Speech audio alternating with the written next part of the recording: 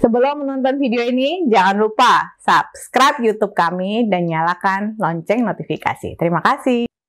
Assalamualaikum warahmatullahi wabarakatuh. Selamat datang untuk kita semuanya di Legislatalk episode ke-18. Legislatalk episode 18 ini adalah merupakan podcast yang sering membicarakan mengenai seputar perancangan peraturan perundang-undangan dan perundang-undangan baik dari segi teori dan juga dari segi praktiknya. Sebagai informasi teman-teman, di Legislatalk ini di episode-episode sebelumnya sudah ada berbagai pembahasan yang sangat seru sekali, misalkan mengenai Omnibus Law, peraturan pemerintah pengganti undang-undang, peraturan menteri, dan juga topik menarik lainnya. Jadi bagi teman-teman yang belum sempat melihat dari Legislatalk episode-episode sebelumnya, bisa ditonton terlebih dahulu. Oke, sebelumnya perkenalkan dulu, saya Aditya Wahyu Saputro, adalah mahasiswa Klinik Hukum Legislatif Drafting FHUI. Jadi ini merupakan podcast ini bagian dari kegiatan klinik hukum tersebut, seperti itu. Nah, hari ini kita akan membahas mengenai NA atau naskah akademik. Itu hari ini kebetulan kita kedatangan tamu yang sangat spesial yang memang sehari-hari sudah berkecimpung mengenai di naskah akademik ini gitu. Jadi topik kita pada hari ini lebih membahas mengenai fungsi NA dan juga pihak-pihak siapa aja sih yang terlibat dalam penyusunan NA seperti itu. Nah, kami hari ini kedatangan tamu yakni Bapak Djoko Pujiraharjo. Beliau adalah Kepala Pusat Perencanaan Hukum Nasional pada Badan Pembinaan Hukum Nasional atau BPHN. Jadi sebagai introduksi juga nih bahwa Pusat Perencanaan Hukum Nasional ini adalah bagian dari BPHN itu sendiri yang memang di dalamnya berkaitan atau tugasnya adalah mengenai persiapan dan juga penyusunan naskah akademik. Jadi Bapak Djoko juga tentu sudah sangat familiar dengan penyusunan naskah akademik yang dalam setiap peraturan undang-undang seperti itu. Oke, baik. Selamat pagi Bapak Djoko. Terima kasih atas kehadirannya. Bagaimana Bapak kabarnya? Selamat pagi Adit. Alhamdulillah sehat-sehat semua ya. Iya, alhamdulillah Pak. Semuanya sehat-sehat semua. Ya, silakan Adit. Oh ya, baik. Kita bisa ngobrol-ngobrol dan juga mungkin sharing kira-kira apa atau mungkin juga ada masukan dari teman-teman atau adik-adik mahasiswa terkait dengan topik yang kita bicarakan, yaitu tentang naskah akademik. Silakan, monggo. Ya, baik. Mungkin teman-teman juga bisa sambil komen gitu ya, kira-kira apa sih yang masih menjadi mengenai naskah akademik gitu ya. Nanti mungkin bisa usul topik juga, bisa teman-teman silakan komen saja, mungkin nanti akan menjadi pembahasan di episode-episode berikutnya, seperti itu. Baik, terima kasih Bapak Djoko atas kehadiran juga, dan sebagaimana yang telah tadi saya sampaikan juga bahwa kita lebih kepada NA, naskah akademik nih Bapak gitu ya. Mungkin bagi sebagian orang terasa masih awam nih mengenai NA gitu. Mungkin kita sudah dengar undang-undang dan sebagainya. Jadi mungkin kami ingin bertanya terlebih dahulu, kalau menurut Bapak nih NA nih apa sih Pak sebenarnya gitu? Kalau menurut Bapak seperti apa? Jadi begini, kalau berbicara masalah NA tentu tidak lepas dari proses pembentukan peraturan perundang-undangan. Jadi mungkin adik-adik teman-teman mahasiswa pasti sudah paham sekali dengan Undang-Undang 12 2011 tentang undang-undang terkait dengan pembentukan peraturan perundang-undangan, atau kita kenal kadang dengan Undang-Undang P3. Itu kan ada tahapan-tahapan. Jadi dimulai dari perencanaan, kemudian penyusunan, pembahasan, kemudian ada proses-proses selanjutnya. Jadi naskah akademik ini kalau kita masukkan di dalam tahapan ini masuk di dalam perencanaan. Jadi di dalam perencanaan penyusunan peraturan perundang-undangan itu dimulai dengan adanya prolegnas, kemudian itu untuk undang-undang, kemudian juga harus adanya naskah akademik. Jadi gampangnya kalau kita melihat di Undang-Undang 12 2011 itu ada tercantum di pasal 1, khususnya di angka 11. Jadi kalau kita secara normatif kita perhatikan di Undang-Undang 12 tersebut bahwa naskah akademik adalah naskah hasil penelitian atau pengkajian hukum. Termasuk juga hasil penelitian-penelitian lainnya terhadap suatu masalah tertentu yang dapat dipertanggungjawabkan secara ilmiah. Dan tentunya juga terkait dengan hal-hal yang akan kita atur dalam suatu rancangan undang-undang ataupun rancangan perda provinsi, kabupaten, kota. Jadi naskah akademik ini digunakan dalam rangka untuk penyusunan undang-undang ataupun perda, baik itu provinsi maupun kabupaten, kota. Itu pengertian naskah akademik menurut Undang-Undang 12/2011. Jadi naskah akademik ini dibuat sebagai solusi jadi terhadap suatu permasalahan atau kebutuhan hukum yang ada di masyarakat. Jadi tentunya kita dalam menyusun suatu regulasi khususnya undang-undang, apalagi undang-undang, ini tentunya kita tidak bisa hanya menyusunnya dengan menggunakan asumsi-asumsi semata. Jadi harus didukung dengan data dan informasi yang lengkap dan akurat. Karena kita berharap bahwa dengan data dan informasi, apalagi zaman sekarang, zaman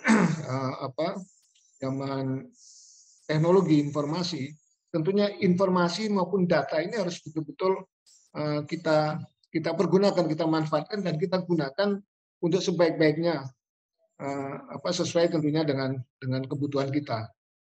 Jadi dengan ketersediaan data dan informasi ini tentunya akan sangat membantu para perancang, termasuk juga tentunya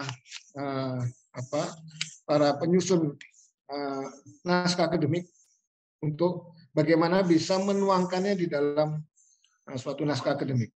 Karena naskah akademik ini kan merupakan di samping menjawab permasalahan, kemudian juga ada di situ juga tergambar politik hukum, kemudian juga termasuk hal-hal yang melatar belakangi, kemudian juga banyak faktor yang harus kita muat di dalam naskah akademik itu tersebut. Jadi kalau tahu lebih mudahnya lagi bahwa naskah akademik ini bisa menjadi semacam potret ataupun peta dari berbagai hal yang terkait dengan latar belakang, kemudian dari urgensi dari pembentukan suatu peraturan undang-undangan atau perda. Mungkin singkatnya itu, Adin.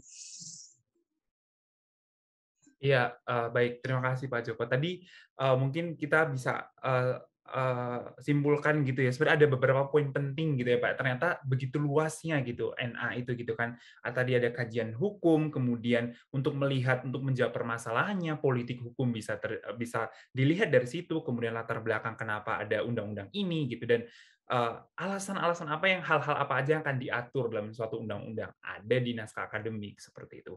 Baik. Sangat luas ternyata gitu ya mengenai naskah akademik ini gitu. Jadi buat teman-teman yang masih bertanya kira-kira kita tuh pengen, kadang tuh begini Pak, kadang kami terkadang kalau mahasiswa tuh pengen tahu kenapa sih ada pasal ini gitu ya. Berarti tuh kalau kita pengen tahu seperti itu harusnya tuh baca naskah akademik ya Pak ya untuk menjawab Ya, betul. ya Pak.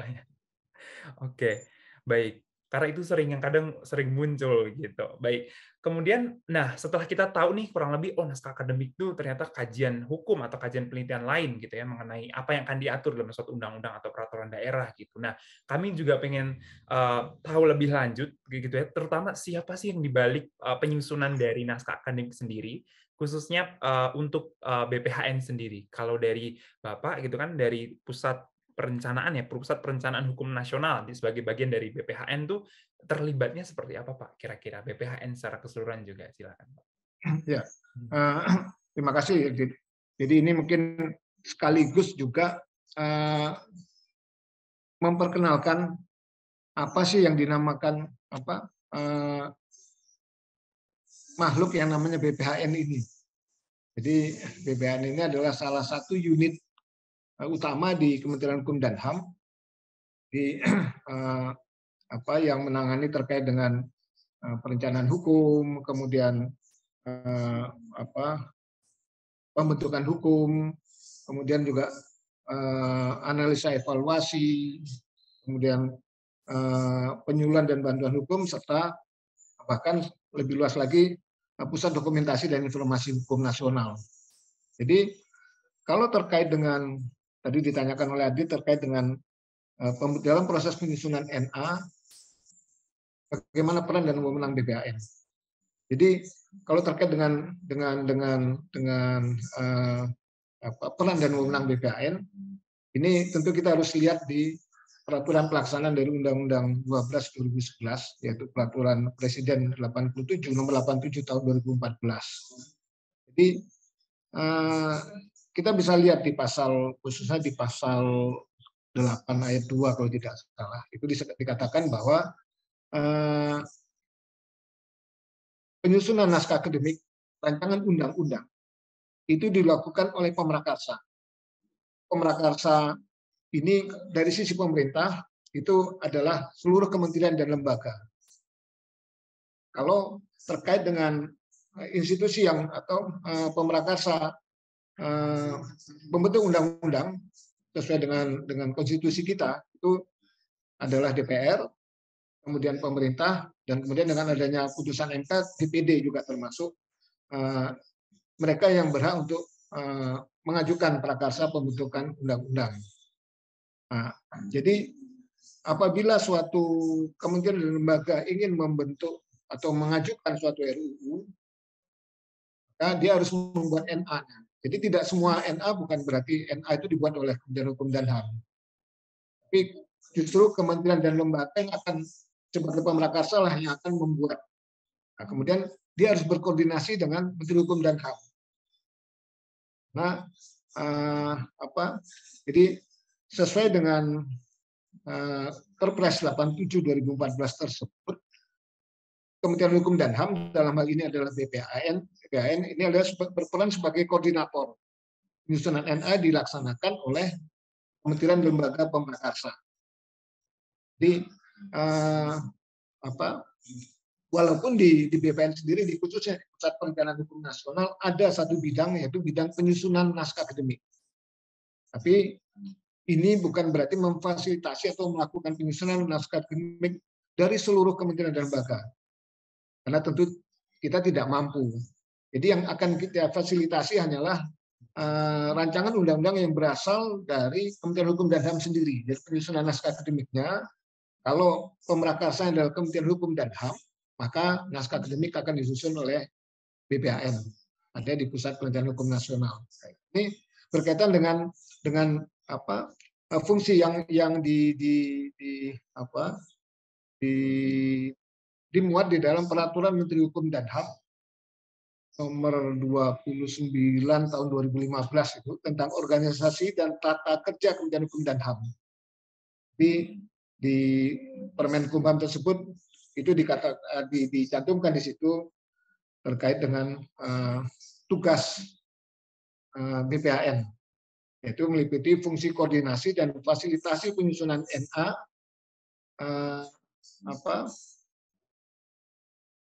di lingkungan Kementerian Hukum dan HAM adalah BPAN. Jadi kalau terkait dengan KL tadi, kita adalah koordinatornya. Tapi kalau terkait dengan penyusunan NA yang RU yang berasal dari pemrakarsa dari Kementerian Hukum dan HAM sendiri, maka BPN adalah sebagai penyusun naskah akademiknya. Mungkin itu tadi yang bisa saya informasikan. Oh, baik Pak Joko, terima kasih. Jadi biar lebih kebayang gitu ya, kira-kira BPHN tuh, karena dikiranya takutnya semuanya diurus oleh BPHN, ternyata justru dari pemrakarsa itu ya, kementerian lembaga itu ya Bapak ya, yang kemudian mempersiapkan terlebih dahulu, nanti BPHN yang koordinasikan untuk NA-nya tersebut gitu ya. Tapi tadi kalau berarti untuk BPHN sendiri menyiapkan, artinya dari nol itu untuk prakarsa dari Kementerian Hukum dan HAM. Betul. HAM sendiri. Nah, itu yang perlu, karena ya betul tadi mungkin teman-teman juga bisa sambil buka ya, tadi Pak Joko udah nyebut beberapa peraturan gitu, jadi biar lebih relate aja gitu ya, kita bisa dibuka juga Undang-Undang 12 2011, kemudian tadi juga ada Perpres 87 tahun 2014, itu kemudian peraturan-peraturan yang teman-teman kita semua bisa lihat acuan gitu ya, bagaimana sebenarnya prosesnya seperti itu.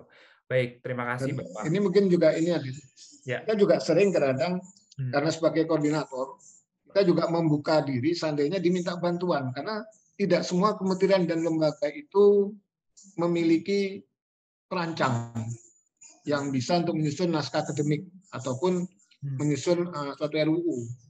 Kita akan siap memfasilitasi, kita membantu. Jadi bisa saja kita dimasukkan tim di dalam tim penyusun oleh KL yang bersangkutan. Jadi kita siap, karena untuk membuat suatu undang-undang ini kan harus interdisipliner kan. Kemudian juga harus bersinergi mau berkolaborasi semua, karena akan terlibat, karena prosesnya nanti akan dari mulai awal sampai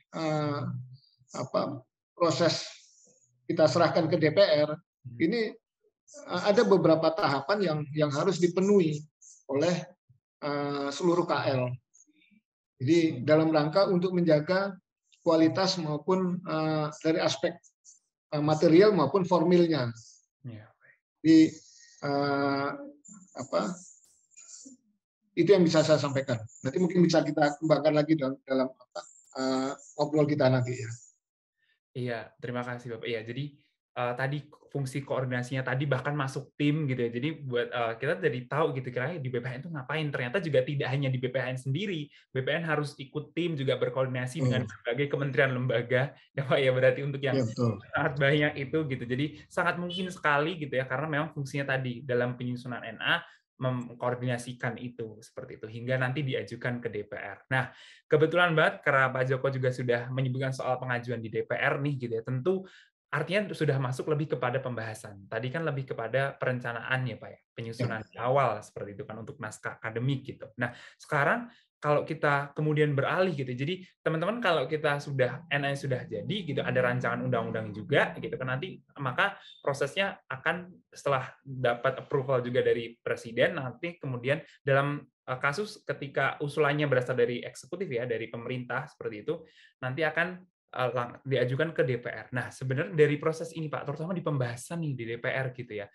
kami pengen tahu juga sebenarnya kalau fungsi naskah akademik ini dalam proses pembentukan RUU, nah itu seperti apa ya Pak ya? Gitu. Begini ya, jadi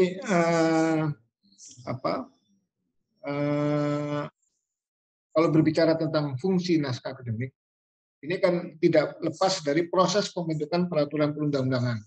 Jadi dimulai dari perencanaan, kemudian penyusunan, pembahasan, kemudian juga pengesahan, penetapan, dan pengundangan. Bahkan setelah ada revisi Undang-Undang 12 2011 dengan Undang-Undang 15 2019, ada lagi analisa dan evaluasi. Jadi tentunya naskah akademik ini bisa berfungsi di semua tahapan. Paling tidak satu di perencanaan. Jadi pada saat mau mengajukan prolegnas, kita kenal prolegnas itu kan disusun setiap 5 tahun sekali. Jadi pada saat awal anggota DPR dilantik bersama dengan pemerintah dan DPD akan menyusun yang dinamakan program legislasi nasional untuk jangka waktu 5 tahun sesuai dengan masa kerja mereka. Nah, itu yang dinamakan dengan long list. Nah, kemudian dari apa yang sudah ditetapkan di dalam prolegnas untuk masa 5 tahun tersebut atau jangka menengah kita sebut atau long list itu, setiap tahun juga akan dibuatkan prioritas. Jadi ada prolegnas prioritas tahunan. Nah, fungsi naskah akademik ini kalau di dalam pada saat mau mengajukan prolegnas khususnya dari sisi pemerintah itu pada saat mengajukan prolegnas sudah harus ada paling tidak kajian ataupun penelitian, sehingga dengan demikian naskah akademik ini bisa menjadi semacam dokumen kebijakan atau policy paper. Di sini naskah akademik ini bisa menggambarkan atau memotret ataupun memetakan tentang berbagai hal terkait dengan peraturan perundang-undangan yang akan disusun. Jadi termasuk juga memberikan informasi yang memadai kepada pemangku kepentingan dalam pengambilan keputusan. Itu di tahap perencanaan. Kemudian pada saat penyusunan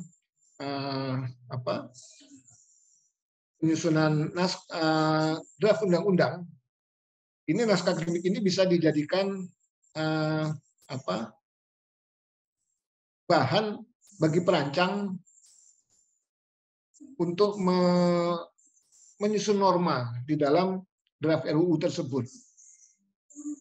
Kemudian pada saat kemudian di tahap selanjutnya, di tahap setelah penyusunan, itu juga bisa di proses harmonisasi. Jadi kalau dari sisi pemerintah, itu untuk bisa suatu RUU bisa diajukan ke DPR, itu kan harus diajukan oleh Presiden dengan surat Presiden. Kelengkapannya ada kelengkapan yang harus dipenuhi oleh seluruh KL.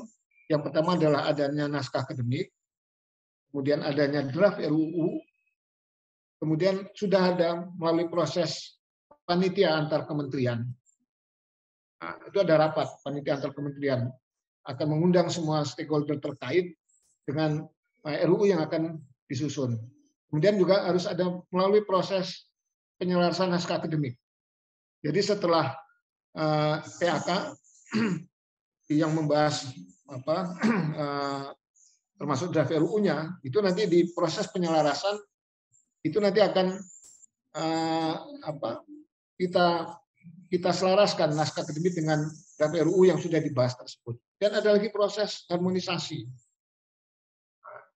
Proses penyelarasan dan harmonisasi ini harus ada surat keterangan Menteri Hukum dan HAM untuk bisa diantarkan ke Seknek. Jadi kemudian setelah ada 5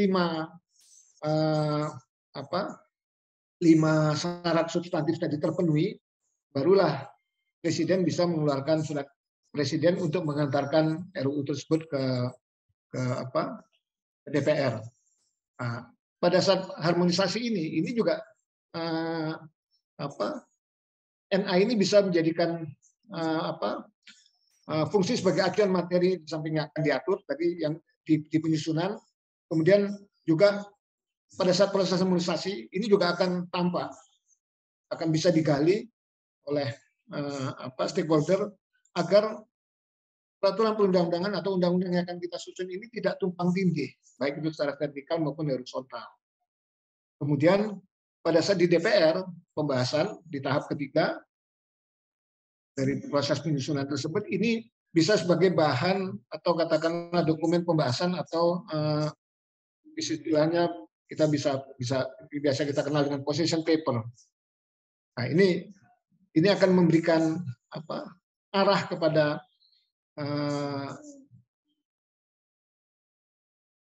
wakil rakyat kita untuk bisa membahas pada saat proses pembahasan tersebut. Dan tentunya ini akan lebih memudahkan pada saat pembahasan di DPR. Walaupun dalam prakteknya sih tidak dibuka, NA-nya itu secara didiskusikan. Yang biasanya kan yang didiskusikan atau dibahas adalah draft RUU-nya.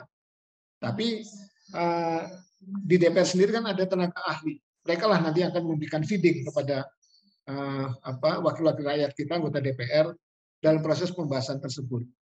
Jadi fungsi NA tersebut itulah ada di tahapan dari mulai perencanaan, kemudian pada saat perancangan, pada saat harmonisasi, dan pada saat pembahasan. Itu ada mungkin yang bisa saya sampaikan. Wah, oke, baik Pak. Ternyata di luar sangat ini banget ya Pak, banyak sekali fungsinya tadi gitu ya. Kalau bahkan dari awal pun sebenarnya sudah sangat signifikan gitu kan. Tadi sebagai potret, kalau bahasa Bapak tadi kan potret untuk memetakan mau diatur seperti apa undang-undang ini gitu. Stakeholder juga bisa melihat seperti apa sih isinya gitu ya tadi. Kemudian juga terutama penyusunan juga ya Pak untuk norma gitu kan, penurunan normanya itu supaya menjadi acuan juga nih karena kajiannya nih ada di NA gitu. Jadi kalau mau norma, nah bahkan tadi yang paling menurut saya paling ini sekali ada mengenai tadi bahasa Bapak position paper gitu ketika ada di pembahasan. Nah itu itu terutama pembahasan di DPR ya gitu. Jadi kan position paper biar ketika pembahasan itu bisa menjadi acuan gitu. Meskipun memang tadi tidak dibuka seluruhnya, tapi kemudian ada bantuan dari tenaga ahli dan juga bisa menjadi acuan dalam membahas itu. Oke, Pak. Terima kasih position paper ya, Pak ya. Baik. Ya, Baik. Oke. Nah, tadi kita sudah lihat prosesnya juga dan NA juga sudah ada dari awal gitu ya. Nah, kalau menurut Bapak untuk fungsi NA sendiri tuh karena tadi ya ternyata sudah sangat berbeda seperti itu ya untuk dari masing-masing NA ini. Tapi tadi saya ingin tertarik mengenai yang prolegnas tadi sih Pak sebenarnya. Kalau berarti ketika prolegnas itu ada, berarti NA itu juga sudah harus ada ya Pak? Atau prolegnas yang tahunan itu Pak? Atau seperti apa? Prioritas. Nah, memang kalau dari sisi pemerintah, kita berusaha untuk pada saat pengajuan dari seluruh KL, pada saat mau mengajukan prolegnas, paling tidak sudah ada NA untuk perencanaannya. Walaupun NA tersebut mungkin belum terlalu lengkap, katakanlah untuk menggambarkan bahwa memang ada masalah dengan regulasi yang yang mau diajukan ke prolegnas tersebut, dan kemudian ada urgensinya di situ, sudah tergambarkan paling tidak urgensinya. Jadi bukan semacam NA dalam arti kata NA yang sebenarnya. Jadi paling tidak urgensinya. Jadi sebetulnya kalau dari awal KL itu sudah mempersiapkan dengan baik, tentunya misalnya mempersiapkan NA dengan baik, ini tentunya akan lebih memudahkan proses-proses selanjutnya.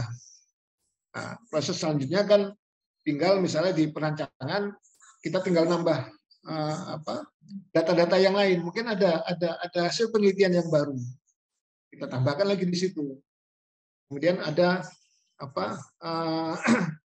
ada terkait dengan permasalahan-permasalahan baru atau saran-saran atau permasalahan yang ada di masyarakat yang sudah dikaji lebih mendalam lagi, bisa untuk memperkaya NA yang sudah disusun di awal tadi. Jadi itu Adit. Baik, jadi memang dari ketika sudah masuk prolegnas tuh setidaknya ada tadi ya Pak kajian urgensinya gitu ya. Dalam artian NA sebenarnya gitu. Oke, baik. Jadi, karena prolegnas ada banyak gitu ya Pak ya.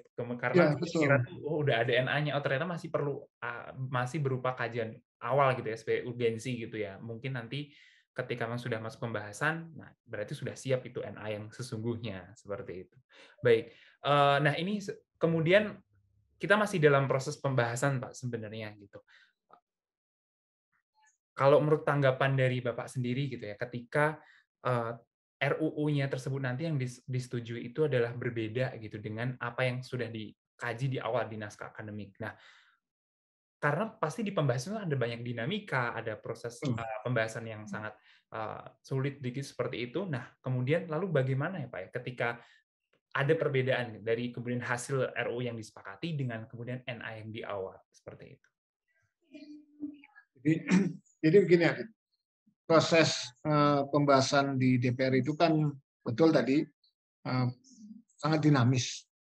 Bahkan sering kan kita dengar di media masih cair ya kan, pembahasannya masih cair. Jadi segala sesuatu masih mungkin untuk dikembangkan di dalam proses tersebut. Jadi memang pembahasan suatu RUU itu baik RUU maupun Perda di DPR maupun di DPRD ini dinamikanya sangat tinggi. Juga dipengaruhi oleh banyak pertimbangan. Misalnya pertimbangan kebutuhan masyarakat, kemudian juga ada masukan dari stakeholder yang lebih luas lagi. Kemudian inilah kondisi-kondisi inilah yang dapat menyebabkan terjadinya perubahan norma, termasuk juga yang sebelumnya sudah dikonsepkan di dalam naskah akademik. Dan itu sah-sah saja sepanjang apa yang disampaikan tersebut memiliki argumentasi yang jelas, termasuk juga adanya dasar pertimbangan dalam memutuskan norma tersebut, misalnya teori, apakah itu kemudian asas ataupun perbandingan praktek penyelenggaraan di negara lain. Jadi ada benchmarking-nya lah gitu. Jadi itu yang kadang-kadang kita jumpai juga di dalam proses pembahasan. Namun apapun itu pertimbangan-pertimbangan tersebut, ini tentunya haruslah terdokumentasi dengan baik sebagai bagian atau katakanlah dokumentasi untuk melengkapi naskah akademik tersebut, sehingga dengan demikian dapat terlihat dengan jelas keseluruhan pertimbangan dalam proses penyusunan tersebut, kemudian juga hingga diputuskan pada saat pembahasan. Jadi itu acap kali kita jumpai memang dalam proses pembahasan tersebut. Jadi, apalagi kan anggota DPR itu kan dia mewakili di samping tidak hanya partai politik, tapi juga mewakili rakyat. Jadi makanya selalu mengatakan pendampingan sangat tinggi pada saat proses pembahasan tersebut. Tapi tentunya kita dalam proses tersebut tentunya kita tidak bisa menerima saja misalnya perubahan-perubahan tersebut tanpa adanya argumentasi yang jelas, termasuk juga data-data yang atau pertimbangan-pertimbangan yang jelas dan juga tentunya rasional dan tentunya disertai dengan data. Jadi kita kadang-kadang beradu argumentasi dengan data. Jadi pada saat proses tersebut pemerintah, kalau dari sisi pemerintah itu kita harus menyiapkan betul-betul data yang ada, dan kadang-kadang karena begitu luasnya skop dari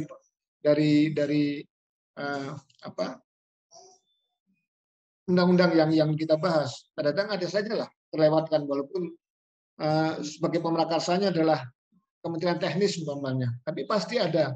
Kita kan tidak mungkin sempurna, tapi proses tersebut harus terdokumentasi dengan baik di DPR tersebut. Jadi, mungkin itu Adit ya. Oke, baik Pak Joko. Ternyata memang karena pembahasan yang sangat dinamis, kemudian cair tadi ya Pak ya gitu. Sangat mungkin terjadi perubahan, tapi perubahan itu juga memang harus dimaklumi sepanjang masih disertai dengan argumentasi, data, tadi juga best practice dari negara lain, praktik di negara lain seperti itu, dan terdokumentasikan gitu. Nah, ini juga terkait dengan pertanyaan berikutnya sebenarnya. Nah, ketika mendokumentasikan ini berarti apakah ada perubahan ya Pak ya dari NA awal gitu sebagai tadi langkah untuk mendokumentasikan alasan-alasan perubahan ketika di pembahasan tersebut ya Pak ya gitu. Ya, gini Adit. Jadi sebetulnya arah pertanyaan Adit ini, jadi apakah NA tersebut bisa berubah, ya kan? Ya, betul Pak. Dan disesuaikan dengan hasil perubahan ini pada saat terjadi pembahasan. Jadi sangat dimungkinkan. Jadi pada dasarnya NA tersebut kan dokumen yang hidup, kita katakan adalah dokumen yang hidup, dan dia berkembang dan sangat dipengaruhi tentunya oleh hasil penelitian dan pengkajian. Jadi mungkin situasi beberapa, katakanlah hasil penelitian 2-3 tahun yang lalu bisa berubah dalam waktu, misalnya pada saat ini kita adakan penelitian atau pengkajian, mungkin bisa berubah datanya atau informasi yang digali. Jadi dalam proses penyusunan RUU maupun Raperda, perubahan tersebut dapat dilakukan, tapi tetap harus dalam koridor bisa dipertanggungjawabkan secara ilmiah. Jadi harus dengan ada melalui hasil penelitian, pengkajian, kemudian juga ada data-datanya yang bisa dijadikan dasar atau untuk merekomendasikan perubahan tersebut. Jadi bisa juga perubahan suatu NA dilakukan pada saat proses penyelarasan naskah akademik. Jadi tadi kalau di sisi pemerintah dilakukan oleh BPAN. Kalau dari sisi DPR itu penyelarasan maupun harmonisasi dilakukan oleh Badan Legislasi. Karena RUU itu bisa berasal dari anggota, bisa dari fraksi, dari komisi atau gabungan, dan yang menyusun adalah siapa pengusulnya kalau di DPR. Jadi tapi yang harus kita perhatikan, jadi seandainya NA tersebut sudah kita serahkan ke DPR ataupun DPRD, idealnya memang tidak perlu diubah. Ya, jadi kalau dari sisi pemerintah misalnya suatu KL atau katakan Kementerian Hukum dan HAM mengajukan suatu RUU, tentunya sudah dilengkapi dengan NA tadi, selain draft RUU dan NA tadi. Kalau sudah diserahkan, memang sebaiknya idealnya, saya katakan ideal, tidak perlu diubah. Ini untuk menunjukkan katakanlah original intent dari pemrakasa yang mengusulkan RUU tersebut. Itu dibahas di DPR ataupun kalau raperda dibahas di DPRD. Dan kalaupun pada saat pembahasan ada perubahan karena yang saya katakan tadi dinamika, tentunya harus dicatatkan di dalam memori sidang atau kita kenal memori van toelichting. Ya kan istilah memori van toelichting. Di situ yang mendokumentasikan semua pada saat proses pembahasan tersebut. Dan antara NA yang tadi yang asal yang awal sudah diserahkan maupun risalah sidang ataupun istilah memori van toelichting tersebut, ini akan menjadi kesatuan dokumen untuk menjelaskan perkembangan argumentasi suatu norma dalam proses pembahasan atau penyusunannya di DPR ataupun di DPRD. Mungkin itu, Adit. Iya, terima kasih Pak Joko. Tadi saya suka istilah Pak Joko yang Bapak gunakan mengenai dokumen yang hidup gitu ya. Kemudian juga bagaimana antara risalah sidang dengan naskah akademik itu tidak bisa dilepaskan juga untuk kita melihat dinamika tadi Pak ya, bagaimana perubahan ketika pembahasan gitu ya. Jadi tidak sekadar NA, kita juga perlu melihat risalah sidang tadi untuk melihat argumentasi seperti apa sih kemudian bisa berubah gitu kan antara yang di NA kemudian dengan pembahasan yang tadi dinamis dan cair tersebut. Baik, tadi juga ada yang menarik juga Bapak menyebut mengenai original intent gitu. Nah, ini berkaitan sekali gitu ya dengan pertanyaan berikutnya gitu. Nah, karena kita sering melihat juga undang-undang tuh diuji gitu kan ke Mahkamah Konstitusi. Nah, sebenarnya kira-kira apakah bisa ya Pak ya naskah akademik ini itu untuk menjadi dokumen acuan untuk melihat original intent dari pembentuk undang-undang itu sendiri. Nah, menurut Bapak seperti apa ya Pak ya? Jadi melanjutkan pembahasan kita tadi, memang betul bahwa suatu undang-undang ini kan dapat diuji di Mahkamah Konstitusi. Jadi justru di Mahkamah Konstitusi ini naskah akademik ini bisa menjadi dokumen yang menjelaskan secara utuh original intent dari pembentuk undang-undang. Jadi karena kan di awal tadi saya sampaikan bahwa naskah akademik ini merupakan naskah penelitian atau pengkajian, termasuk juga tentunya penelitian yang lainnya terhadap suatu masalah tertentu. Karena merupakan penelitian dan pengajian, tentu dia menggunakan metode-metode tertentu, metode ilmiah yang dapat dipertanggungjawabkan mengenai pengaturan suatu masalah yang diatur di dalam RUU ataupun raperda tersebut. Jadi berdasarkan penelitian tersebut, Maka pada hakikatnya naskah akademik itu merupakan suatu dokumen atau suatu naskah yang di dalamnya memuat dasar pengaturan suatu masalah ke dalam satu undang-undang, dalam rancangan undang-undang. Di dalam NA tersebut, naskah akademik tersebut, kita dapat mengetahui misalnya hal-hal yang terkait tentang misalnya permasalahan yang mendasari lahirnya suatu norma umpamanya. Dan juga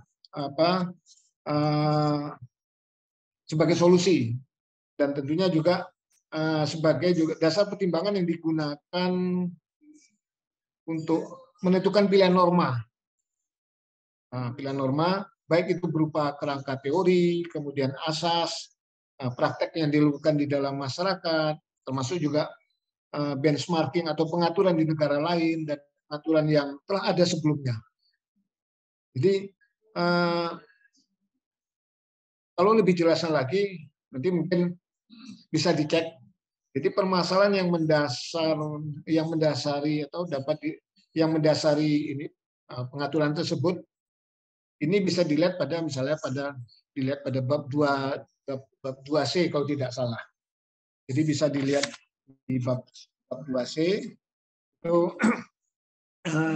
dasar pengambilan pilihan norma. Kemudian permasalahan yang menjadi dasar dari penyusunan suatu RUU. Kalau dasar pengambilan pilihan norma ini dapat dilihat juga pada bab 2A, 2B, termasuk juga 2C, dan termasuk juga di bab 3.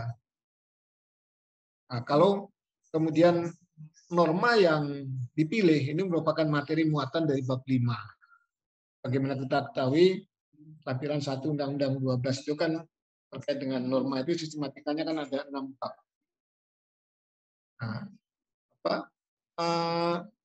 Namun demikian, kita juga perlu memahami bersama bahwa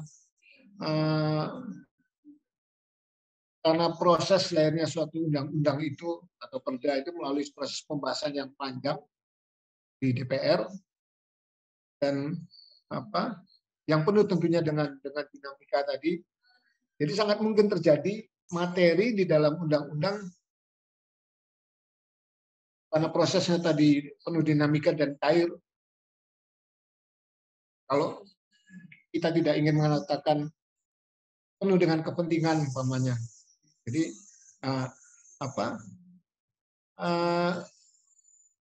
sangat mungkin materi tadi sudah diatur tadi belum terangkum di dalam NA atau justru berbeda dengan norma yang dipilih oleh pengusul di dalam NA, karena ada dinamika pembahasan tersebut. Karena kan sudut pandang pemrakarsa tentu berbeda mungkin dengan sudut pandang pada saat pembahasan di DPR. Jadi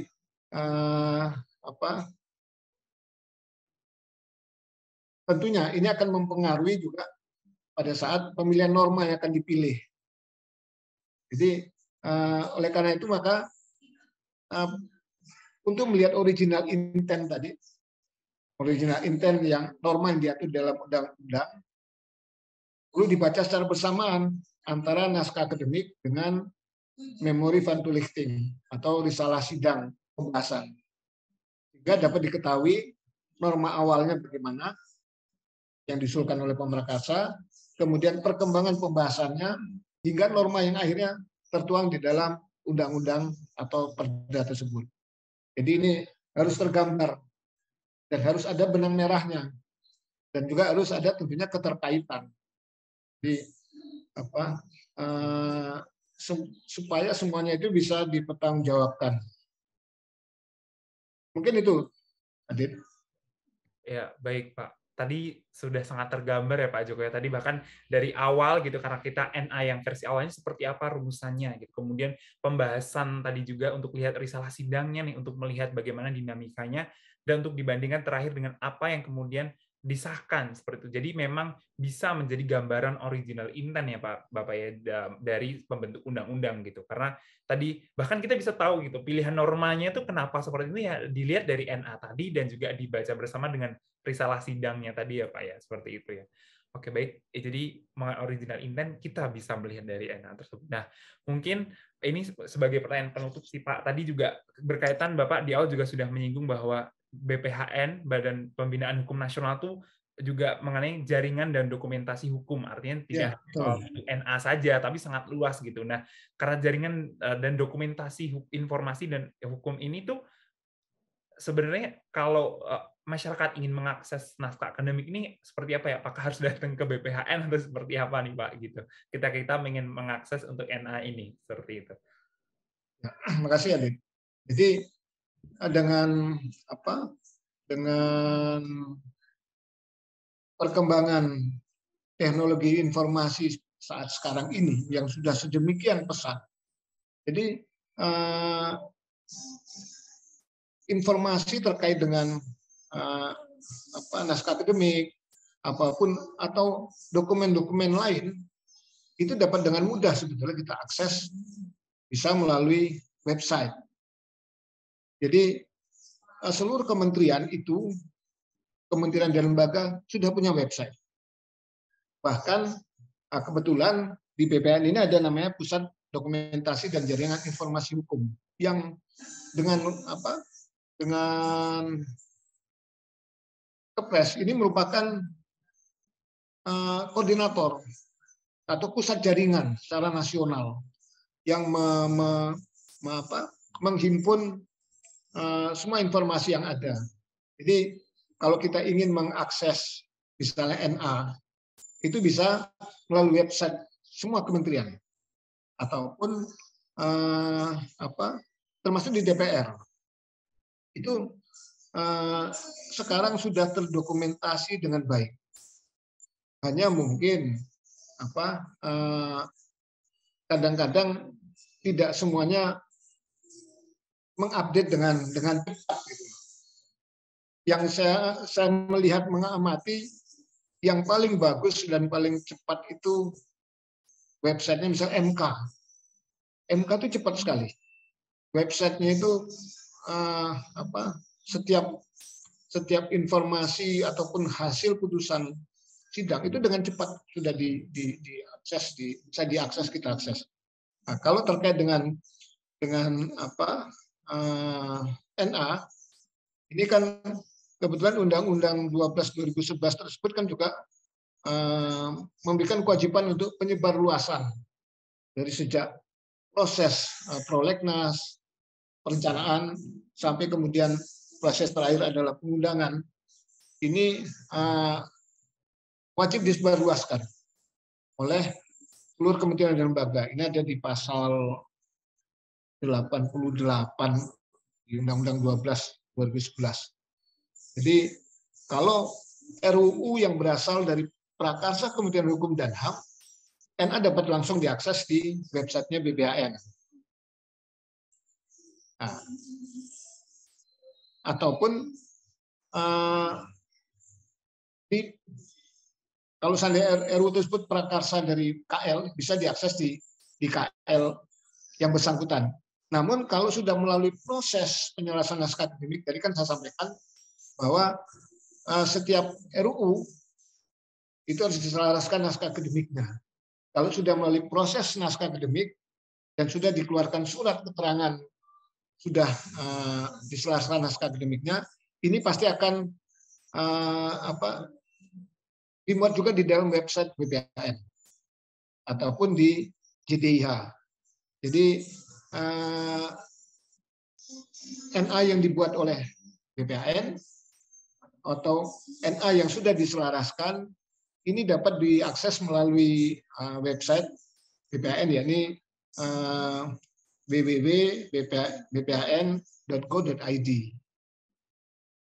Bisa diakses di situ. Nah, di situ nanti akan ada fitur-fitur ataupun jendela-jendela yang bisa yang dibutuhkan, apa yang mau kita lihat di situ. Termasuk juga aplikasi-aplikasi yang ada di setiap pusat yang ada di BPHN. Jadi kita bisa melihat misalnya proses prolegnas. Kita punya yang dinamakan aplikasi perencanaan hukum. Dari mulai prolegnasnya, kemudian penyelarasannya, bahkan penyusunan naskah akademik ada di aplikasi tersebut atau di website BPHN tersebut. Tapi kalau website dari pemerintah provinsi, kabupaten, kota yang belum seluruhnya terintegrasi dengan JDIH, ini tentu bisa dilihat di website di masing-masing provinsi, kabupaten, kota. Karena mungkin baru sekitar 75% provinsi atau mungkin sudah hampir lebih dari itu, dari mungkin sudah sekitar 80% provinsi yang terintegrasi dengan website JDIHN. Kalau seluruh kementerian dan lembaga sudah 100% sudah terintegrasi semua. Jadi bisa dilihat di website BPHN, bisa juga di JDIHN. Jadi sebetulnya sangat informasi yang bisa kita akses itu sudah sangat cukup luas sekali mungkin itu. Kan itu Adit. Ya. Oh ya, baik Pak. Bahkan di BPHN sendiri aja tidak hanya soal NA, tapi ada berbagai informasi yang lain gitu ya, informasi hukum seperti. Jadi sudah sangat bisa diakses gitu ya melalui BPHN itu sendiri.